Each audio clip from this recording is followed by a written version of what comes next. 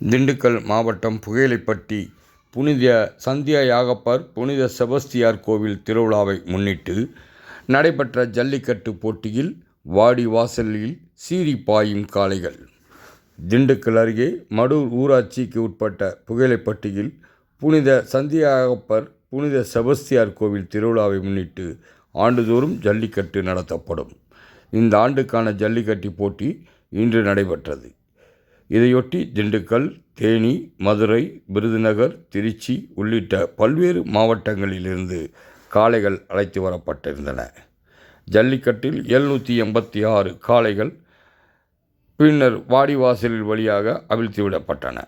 இதேபோல் 392 மாடு வீரர்கள் மருத்துவ குழுவினர் பரிசோதனைக்கு பின்னர் இவர்களுக்கு வாடிவாசலுக்கு அனுப்பப்பட்டனர்.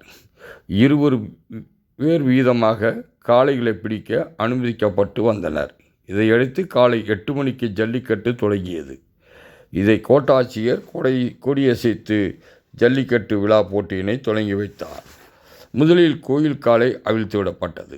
அதனை யாரும் பிடிக்கவில்லை. அதன் பின்னர் உள்ளூர் மற்றும் வெளி மாவட்டங்களிலிருந்து கொண்டு வரப்பட்ட காளைகள் ஒவ்வொன்றாக மாடி வாசலிலிருந்து அவிழ்த்து விடப்பட்டன. மாடுகள் சீறி பாய்ந்தன. மாடுபிடி உரிமையாளர்களுக்கு பரிசுகள் வழங்கப்பட்டன. மாடுபிடி வீரர்களும் வெகு லாபமாக மாடுகளை பிடித்து பரிசுகளை பெற்றுச் சென்றனர்.